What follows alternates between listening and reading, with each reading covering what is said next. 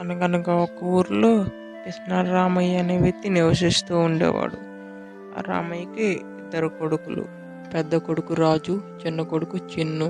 రామయ్య, రాజు ఇద్దరు పొలం కాడికి వెళ్తారు. పొలంలో పనిచేస్తూ రామయ్య ఇలా అంటాడు.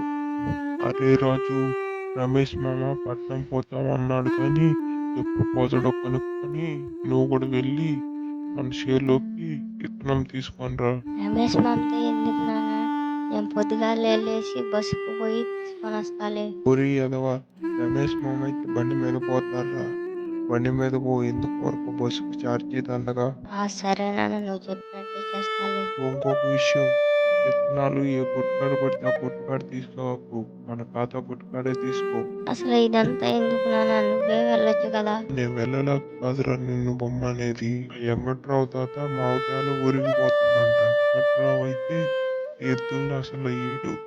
వెంకట్రావు ఊరిగిపోతున్నట్ట వాళ్ళ అబ్బాయికి ఏదో ఒకటి చెప్పి ఎద్దుని తీసుకొచ్చి తెల్లారేక చేను మొత్తం దున్ని పెడతా. ఎద్దులు ఎందుకు నాన్న? ట్రాక్టర్ తెప్పించి దున్నిచ్చే వాళ్ళం కదా. అది కాదురా, డ్రైవర్ అది ఎద్దులైందనుకో కాస్త పెట్టేస్తే సరిపోతుంది. సరేలే, పంపా ఇంటికి. అలా అని చెప్పి ఇంటికి వస్తాడు. అప్పుడే చిన్న స్కూల్ నుంచి ఇంటికి వస్తాడు. ఇంటికి వచ్చి వాళ్ళ నాన్నతో ఇలా అంటాడు. నాన్న, అందరూ కొత్త బ్యాగులు కొనుక్కున్నారు, నాకు కూడా కొనిపివా?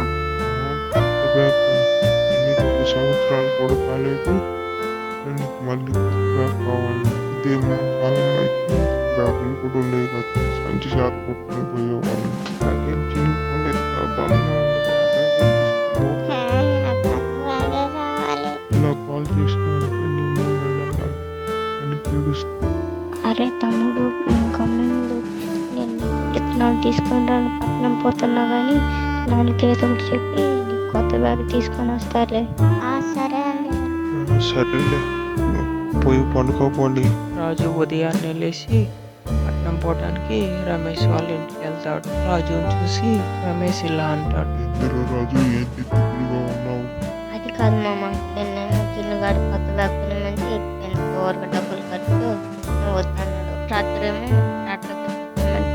అయితే చాలా డబ్బులు అవుతాయి అని ఎద్దులతో చేనంతా దున్నిచ్చిండు. ఏందో వినిపిస్తున్నాడుతనంతో చచ్చిపోతున్నాం. అది పిసినార్తనం కాదురా, జాగ్రత్త. ఉన్న డబ్బులు ఖర్చు పెట్టుకుంటే తర్వాత నా పిల్లల్ని ఎలా పోషించాలని. మీ నాన్న పడే జాగ్రత్త. మీ నాన్న మీకోసం చాలా కష్టపడ్డా. ఎప్పుడు మీ నాన్న బాధపడే పరిస్థితి తీసుకురాకండి. సారీ నాన్న, మా కోసం నువ్వు చాలా కష్టపడ్డావు. ఇంక మళ్ళీ ఎప్పుడు కష్టపడకుండా చూసుకుంటా. చూశారుగా ఫ్రెండ్స్, ఈ కథ మీకు నచ్చినట్లయితే ఇప్పుడే మన ఛానల్ని సబ్స్క్రైబ్ చేసుకోండి.